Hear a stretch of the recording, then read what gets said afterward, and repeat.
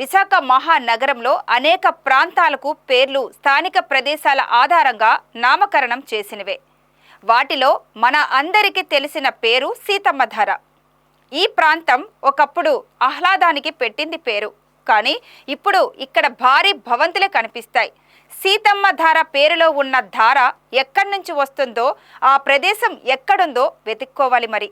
కానీ అసాంఘిక శక్తులు మాత్రం దీన్ని తమ అడ్డాగా మార్చుకుంటున్నాయి. ఒక్కసారి ఆ ప్రదేశం ఎలా ఉందో చూద్దాం.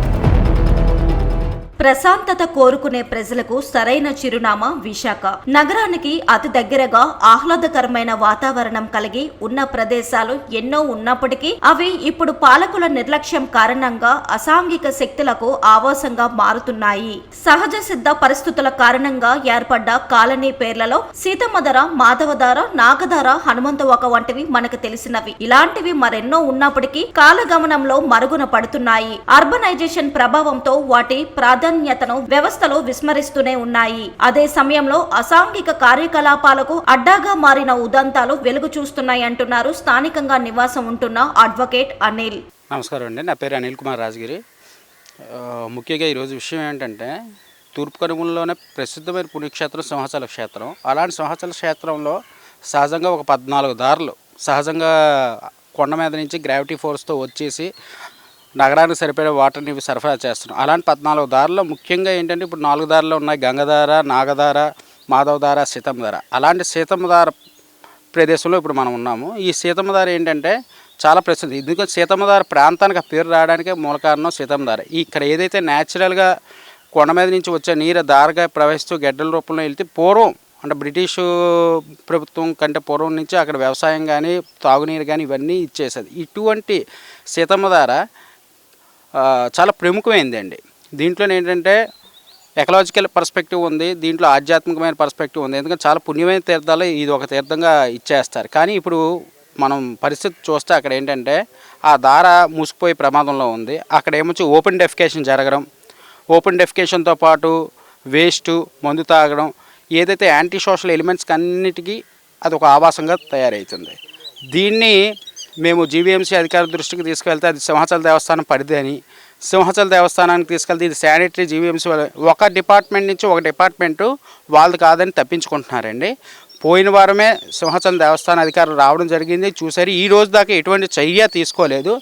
సో ఇది ప్రజల్లోకి అవగాహన కోసమైనా ఈ విధంగా వెళ్ళి కనీసం జాగ్రత్త దీని మీద ఏదో ఒక చర్య తీసుకోగలరనేసి ఆశిస్తున్నాను.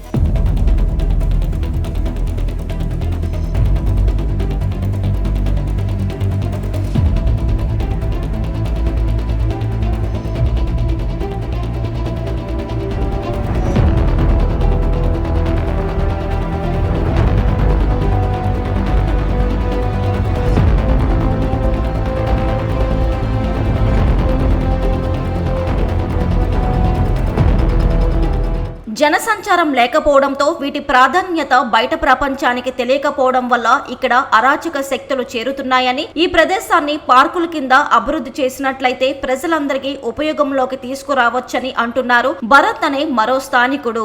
సీతమ్మధార అనే పేరును వాడుకొని ఈ స్థలాన్ని ఎవరు పట్టించుకుపోవడం, ఇన్ని సంవత్సరాల నుంచి దీన్ని ఎలా వదిలేయడం, ఇది చాలా బాధాకరం.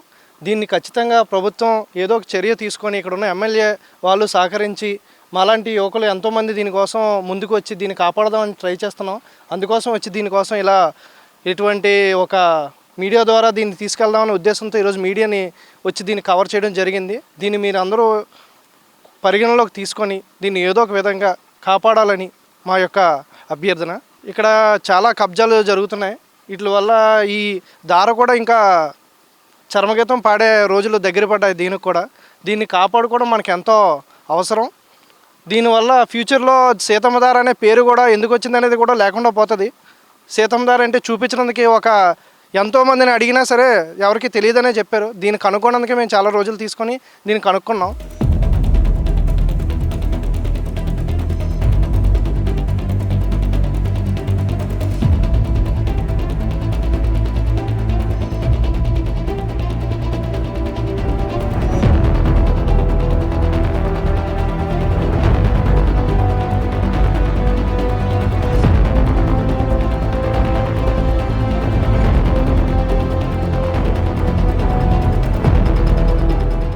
ఎడమవైపు భాగం అటు భీమిలి నియోజకవర్గంలో అడవివరం పంచాయతీలోనిది కావడం, సింహాచల దేవస్థానానికి చెందినది కావడం, దానికి ఆనుకొని ఉన్న సరిహద్దు జీవీఎంసీ పరిధిలో ఉండడంతో వ్యవస్థల మధ్య సమన్వయ లోపం సమస్యకు ప్రధాన కారణం.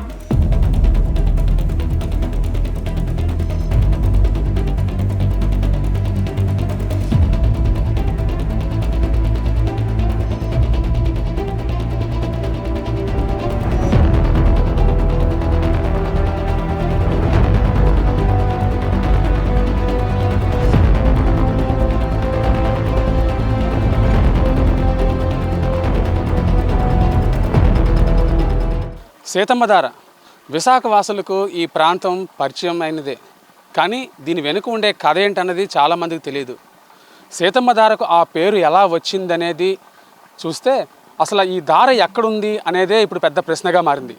కానీ విశాఖలోని సీతమ్మధార ఉండే ప్రదేశంలోనే ప్రస్తుతం మనం ఉన్నాము. ఇక్కడ కొండల మీద నుంచి ఏదైతే సింహాచలం కొండలుగా చెప్పుకుంటున్నామో ఆ కొండలి పైనుంచి వచ్చే దార మనకి ఇప్పుడు కనిపిస్తోంది. ఈ దార ఒకప్పుడు చాలా విస్తృతంగా ఉండేది, కానీ ఆక్రమణలు ఎక్కువ అవడం వివిధ కారణాల వల్ల ఇది పూర్తిగా పూడుకుపోయే పరిస్థితి అయితే ఉంది. కానీ కొద్దిపాటి దార మాత్రం ఇప్పుడు విశాఖ నగరం వైపు ప్రవహిస్తోంది.